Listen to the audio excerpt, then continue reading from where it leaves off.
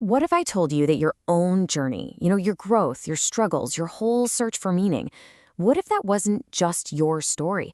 What if it was actually written into the very fabric of the universe?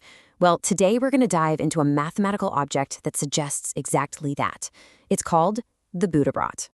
Okay, so take a look at this. This shape, it's intricate, it's mysterious, and for some reason it feels kind of familiar, right?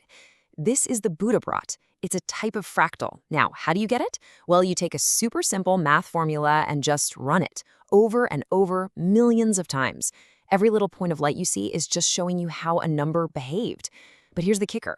What if this isn't just some pretty pattern? What if it's a map, a blueprint even, for how the human mind itself evolves? So this is where our journey really begins. It starts with a huge mystery. You've got this simple bit of math that creates a shape, and that shape just happens to look uncannily like a meditating figure. So you have to ask, right? Is that just a wild coincidence? Or is there something much, much deeper going on here? So yeah, this is the Buddhabrot. And here's the thing you've really got to wrap your head around. It's got this incredible dual nature. On one hand, it's just pure math, right? A picture of how numbers act. But on the other hand, man, it just resonates with these powerful ancient symbols that you see in myths and religions all over the world. Okay, so how do we even begin to make sense of this? We need a key, right? Some kind of map to unlock what it all means. And it turns out psychology might just have the map we've been looking for. The big idea we're going to be using is called fractosymbolism. It sounds complicated, but it's not. It's just a name for something that is both a mathematical fractal and an ancient powerful symbol. Think of it like a bridge, connecting the super logical world of numbers with the deep symbolic world of the human mind. So what is our map? It's a process from Jungian psychology called individuation. The best way to think about it is, it's the soul's epic journey. It's the path that every single one of us is on, whether we know it or not, moving from this kind of unconscious oneness toward a state of real, integrated, conscious wholeness. All right, let's dive in. We're going to walk through the main stages of this psychological journey step by step and see if we can actually find them encoded right here inside the Buddhabrot. Now, to do that, we're going to be looking at specific areas of the image. They're called focus points. Just think of them as different chapters in the mathematical story, with each one showing us a new piece of the puzzle. So the journey of our consciousness, it starts in what's called the Ouroboros stage. This is a state of just total unity. There's no me and you, no separation between the conscious and the unconscious. It's that original state of oneness, and it's perfectly symbolized by two things. The Ouroboros, the snake eating its own tail, and the cosmic egg. Okay, now here's where things get really interesting. If you look at the very base of the Buddhabrot, in a section they call Focus 0, what do you see? A perfect egg shape. The mathematical starting point is a visual match for the psychological one. It's a perfect mirror. Okay, next up is the Great Mother stage. Here, consciousness is just starting to bubble up, to emerge, but it's still super connected to the unconscious, the world of nature, instinct, and cycles. The main symbols for this stage?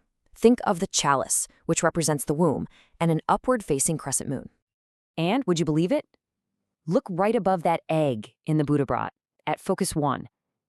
The pattern is just unmistakable. It's a bright, clear, upward-facing crescent. Once again, the math and the psychology line up perfectly. Now, the next stage is a big one. It's really dramatic. It's the separation of the ego. This is the birth of the individual I. It's the hero's journey, that moment you leave the comfort of the mother state. And this creates tension. It creates duality, a split between opposites. And the symbols for this are found almost everywhere. Two pillars standing for duality, with a central egg or a teardrop shape right between them.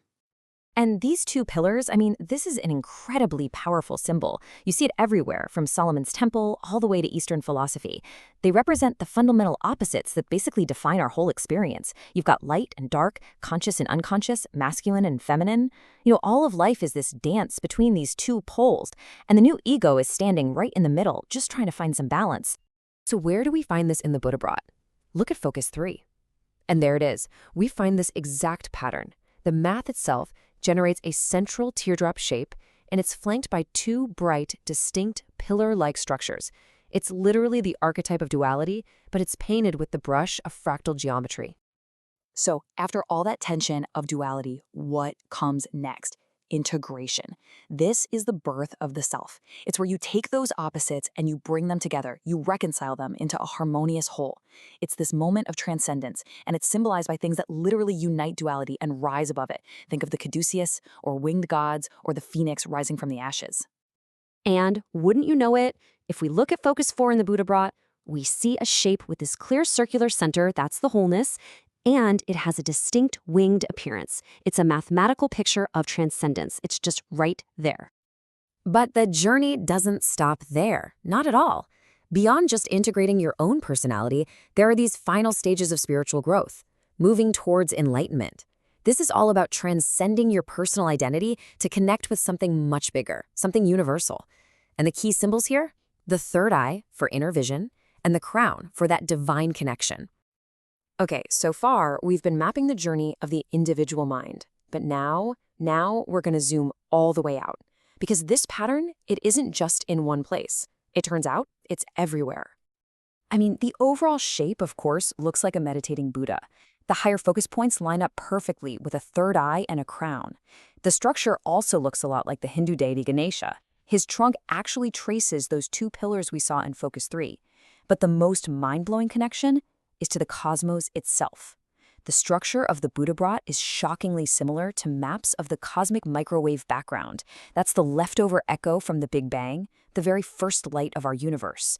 The oldest structure in the universe seems to echo the same exact form. Think about that. A single mathematical pattern that mirrors our inner journey and the outer structure of reality itself. So, from the birth of the entire cosmos to the ancient myths of our ancestors, and all the way down to the growth of your very own consciousness, the same pattern just keeps echoing. And this brings us to a pretty profound realization. This source material we're looking at puts it like this, and it's a powerful line. You are the fractal symbol for the unus mundus. The unus mundus means the one world, the underlying unity behind everything. So what it's saying is that you are a living, breathing embodiment of this cosmic, mathematical, and spiritual pattern. Your personal journey, it's a reflection of a universal one.